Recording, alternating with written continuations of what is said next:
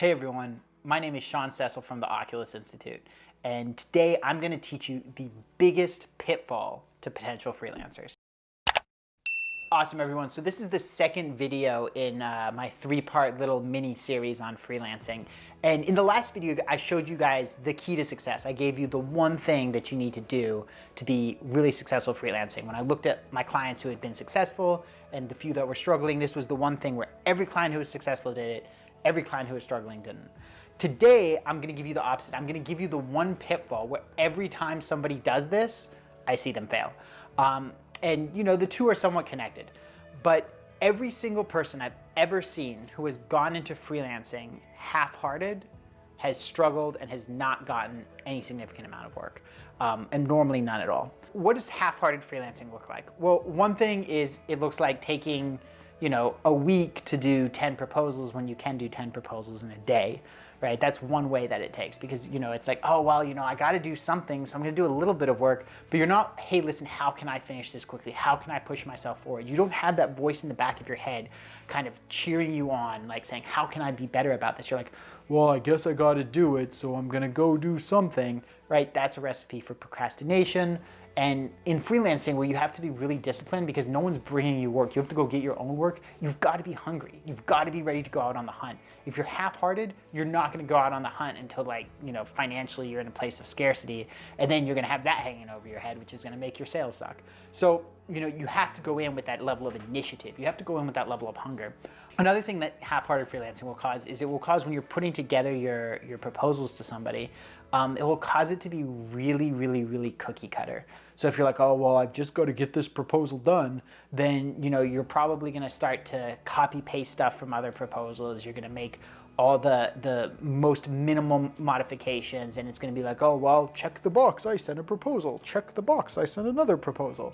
But the problem is that when the next person reads that proposal, it may not be obvious to them that it's a cookie cutter proposal, but it's also not going to resonate with them because you didn't pay attention and customize it and really demonstrate to them, hey, I've given a lot of thought to this particular person's problem.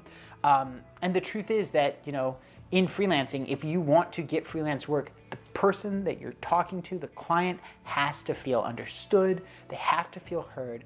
They have to feel that you are an expert who has given thought to their particular problem, and that from both of those places, you know that you can solve it. Because the worst thing for them is to pay money and not get a solution, right? And so if they think that you're just churning this out in mass and hoping, if they feel like you're not really connecting with them, then you're just not going to get any hits. Nobody's going to message you back and be like, I sent 50 proposals and nothing happened. But if you spend 2 minutes on each proposal and you just copy paste and change a couple words, it's just like people who send cover letters where they just change the name of the company and then send it on.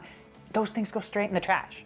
Right? It's the same thing with cookie cutter freelance proposals. You have to put in the effort to customize it. It has to be clear when you read it that you have done something unique for this proposal and you've put in thought to this problem and that you can solve it from a place of expertise. And so that's the thing, guys, if you go in with that half-hearted commitment, you're going to procrastinate. You're not going to get a lot of proposals out, or you're going to get a bunch of proposals out that are all cookie cutter that are meaningless, and neither one of those is a recipe for success. So, I'm all for freelancing. I think it's one of the best ways to go independent, but it does require you to treat it like a full-time job. You don't have a boss standing over you, forcing you to be disciplined, right? So you have to be disciplined yourself. So you have to show up with that initiative, right? Because if there's no punishment, the temptation is to slack off, right? And so that's why it's so hard for most people to go freelance. Most people in their job, they do their stuff because they feel like they have to, or they're going to get fired, or if they slack off, then their boss comes and goes, hey, you're slacking off, and so there's that like kind of built-in structure.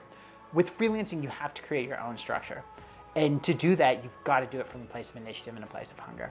So guys, that is the major pitfall that you want to avoid. If you went back and watched the last video about how to be successful, you'll see that they tie in. So if you use the key to success and you avoid that pitfall, then you are on the path to freelancing success. Hey everyone, I hope you enjoyed this video. And if you want to learn more about career planning, getting out of a burnout job, or creating a career that truly fulfills you, then I've got a free comprehensive video laying out the process.